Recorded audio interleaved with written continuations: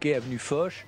Et puis dans une petite rue d'ailleurs parallèle à l'avenue Foch, parce que je me disais que si jamais il était libéré, il ne rentrerait pas par la porte principale, mais donc par la porte de derrière. Et le seul moment où je me suis autorisé à interrompre cette planque, eh bien, ça a duré 1 heure pour aller prendre un pot avec une copine. Eh bien, le baron Empin a été libéré, donc j'ai loupé le scoop du siècle à l'époque. Pas banal hein, comme anecdote. Bah oui, on apprend tout ça en écoutant Planète Lisa l'été, et des surprises comme ça, il y en aura d'autres, évidemment, ainsi que les aventures qu'il a partagées avec le public, notamment avec les débuts d'Ushuaïa sur France 2 à l'époque, hein, ou sur TF1 me semble-t-il. En tout cas, c'est à suivre dans Planète Lisa sur France Bleu, ça c'est sûr. Le groupe Simply Red, que vous entendez maintenant derrière moi, était invité du France Bleu Live du week-end dernier. Ce samedi dès 15h, ils laisseront donc la place à Benabar et Claudio Capéo, puis dimanche à Léonie. Je referme la parenthèse, mais Simply Red en live, ça nous avait fait un bien fou, on s'en souvient encore, notamment avec ce succès, Money's Too Tight. Profitez, c'est juste pour vous et c'est sur France Bleu.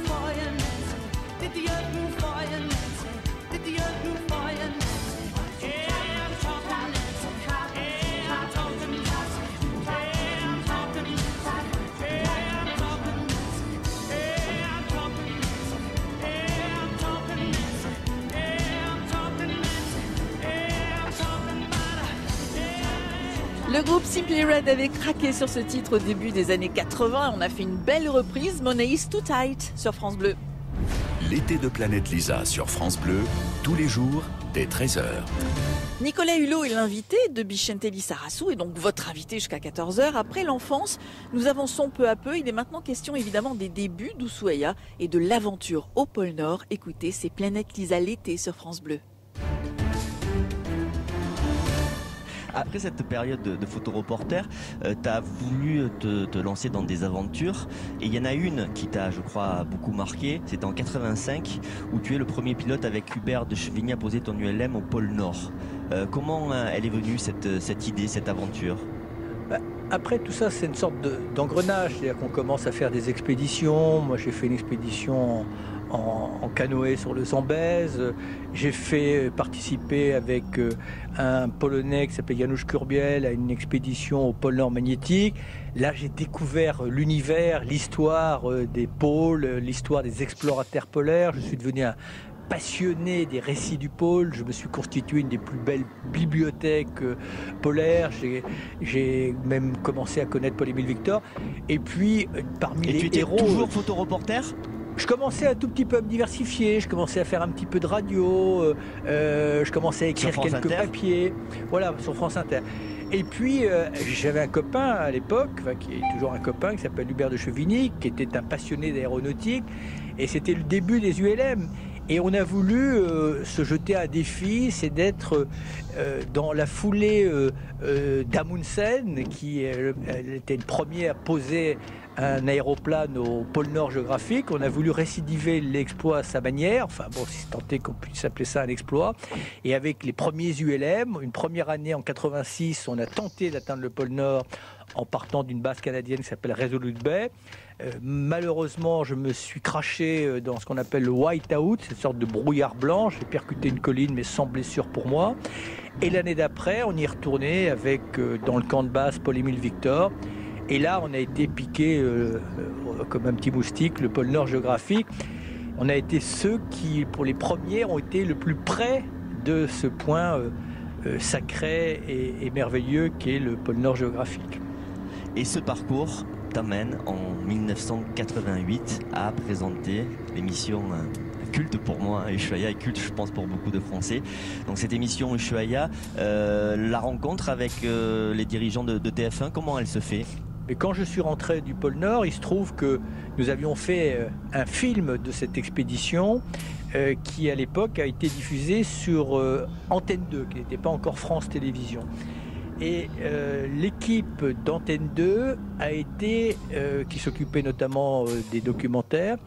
Et puis, à mon grand étonnement, très sincèrement, je me suis dit que ça allait, j'étais pas fait du tout pour ça, que ça allait pas durer très longtemps.